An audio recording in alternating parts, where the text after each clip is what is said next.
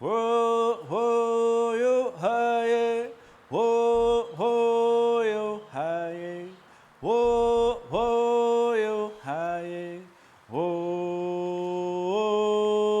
yo, hi, whoa,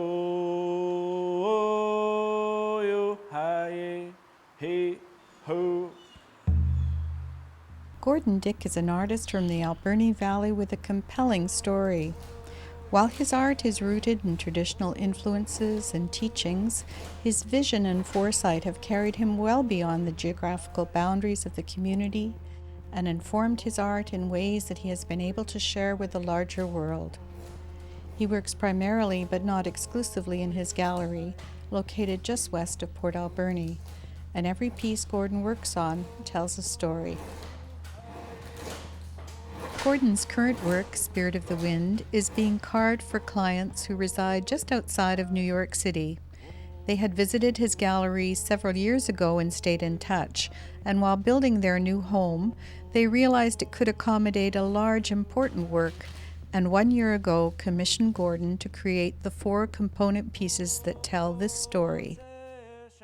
This is Yui, the wind. So this is one of 4 pieces of a story. This is the main feature piece, and then there's 3 other pieces that go with the story of this Spirit of the Wind. So there'll be Quinny, the seagull, 2 other pieces to follow as well, an eagle and a raven. The seagull will be a larger mask, and then about a 6-foot span, wingspan, 6 foot by probably about 3 feet. So it'll be a larger piece as well. From a design perspective, Gordon faces the ongoing challenge of using traditional materials and imagery in ways that transform them for interpretation by the contemporary world. I like to change my pieces, even though it's depicting the same creature, same spirit, same figure. This one I have the rim, or sometimes it's referred to as the corona. It's convex. The cheeks and the lips are more pursed on this one, and the cheeks are more pronounced. And yeah, I'll just have accent painting on the face as well as the rim. The biggest challenge is to get a nice piece of cedar, one piece. I said we'd be fortunate. We were targeting anything from 42 to, I said we'd be fortunate to get a 46-inch in diameter. This is just over 50 inches, just the face alone. It's a perfect piece of cedar. I'm very fortunate to work on it, and I think the clients are very fortunate to receive it. Gordon Dick follows many generations of men who have worked in the forest. It is both the source of Gordon's materials and the place where his creative process begins. His reverence for the wood itself is palpable. This one came out of Cloquet territory, just on your way out to Tofino. So that's where this one was harvested from. And then the yellow cedar I've been kind of stockpiling for years. There are technical aspects to working with wood of any size, but particularly when successfully curing and marrying such enormous pieces of wood from different species. In Ui's case, red and yellow cedar. So I did the face, and then I actually put a little bit of shrink wrap around it, clear shrink wrap, hung it on the wall, let it do its movement, get it down to, optimally 10-12% moisture, even 14% moisture. It's down to 10 and 12, and then the rim, just so that when I marry the two together, that the red cedar won't want to move and shrink still because it's still drying, and it would want to fracture and crack more aggressively. So everything is close in percentage for dryness. In addition to the technical challenges of working with wood, Gordon faces important step-by-step decisions about which tool is appropriate. When asked the most indispensable tool in his studio, Gordon responded, I always say for wood carving is my elbow adze. I'm past that stage right now, for this design anyways, which it's so useful in so many ways. I'll just grab it real quick here.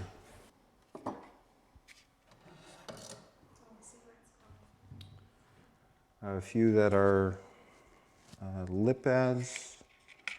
I have straight adze. I have a texturing adze. So really, you could use it for removing large mass of material, shaping pieces out, and then a lot of the master carvers will use it for a texture finish, kind of like a scalloped finish, very uniform. It looks amazing in my opinion.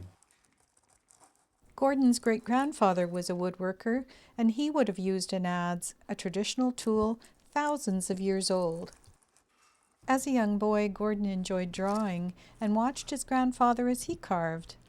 In fact, it was Gordon's grandparents, Agnes and Alan Dick, who probably had the greatest influence on Gordon. Gordon described his learning process as being different from the typical apprenticeship. He watched others absorbing their techniques and began his professional career as an artist working in precious metals.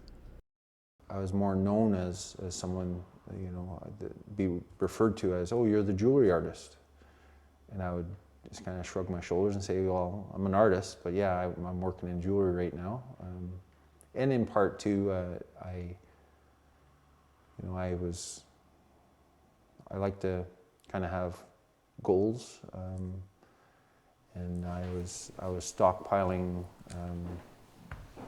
cypress. I was stockpiling cedar for 8 years before I actually even started carving. I was focused on doing larger things.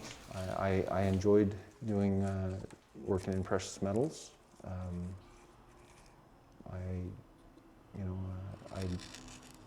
I really feel that the wood, again, just the wood carving, kind of the feel of it, the smell of it, all the different stages of it, the different looks, whether it's even just within the piece, the grain, the tones in the wood, and then the different finishes you could do, whether you're sanding it, whether you're doing a tool finish, a blade finish, or you're painting it, or you're doing any inlay into it. It's such a broad range in a direction that you could go. So many techniques, all rooted in a tradition and a culture that was passed down to Gordon by his grandfather Alan, sometimes even in conversation shared in a fishing boat. We went out tied to our piling, went out, and by the time we dropped our anchor for our little net, the corks were already all underwater because there were so many Chinook. And we went right back to the beginning and started taking the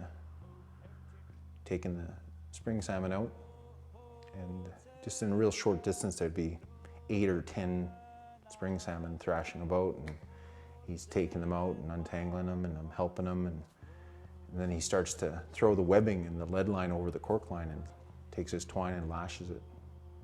We move on 3-4 times, and then he just looks at me. He says, "You know what to do."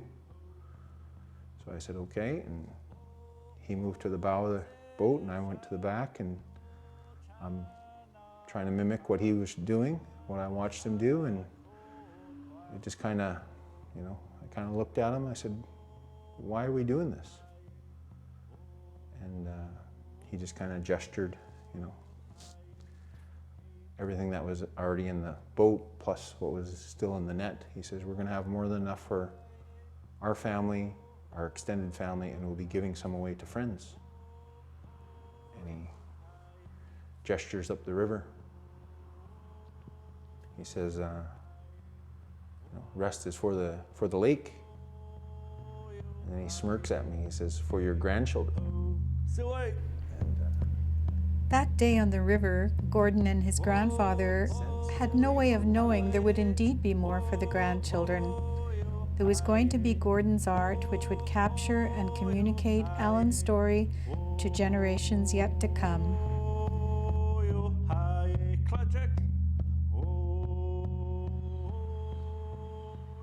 Overlooking that same river stands the beautiful Sechat Center. Gordon carved the doors to the center, incorporating a special reference to his heritage. And then the handles on that door is of my great-grandfather's diads, which is another tool that was very utilized, had its purpose. And so I have that in my possession now. My grandfather gifted that to me. So I photocopied that, I traced it and then photocopied it and then left it natural, just to naturally patina, because my thought and view was that, kind of the generation going through now are going to shape the handles, shape Sechat, shape part of our community. So yeah. As much as Gordon's work has been informed by his traditional teachings, it has also been influenced and enriched by experiences outside of his culture and indeed this country, leading him to reflect on the impact and importance of public art. Going to Europe kind of even broadened my view on artwork, because kind of like, you go, especially in Italy, and in Germany, you go along and there's something that's 400 years or 600 years old, and then like a block away or 2 blocks away there's something that was made 6 months ago that's abstract or cubism, or and Europe has just a real kind of value in public art and in artists. Something that it's great that the U.S. and Canada would have more public art. It gives the viewer something to think about, or a good feeling, or even just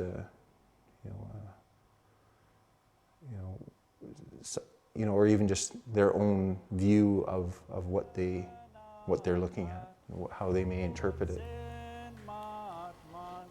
As much as Gordon Dick has been grounded by the traditional teachings of his First Nation, which has served as a source of inspiration for his art, Gordon is a man with his eyes clearly set on the future. He stands at a crossroad, that place where the past and future meet. And his core belief in the value of forward thinking is a thing that will help transition his nation into a global future. And perhaps that is the role of the artist. I'm looking at myself and Sechat as because there was that time period of it being outlawed, that it was almost severed. So fortunately, things are changing, and we have a good movement forward, and there's that kind of urgency for holding on to our culture.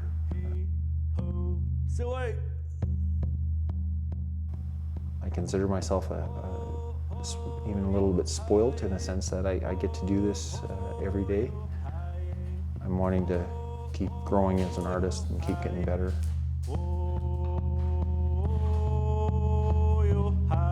Project.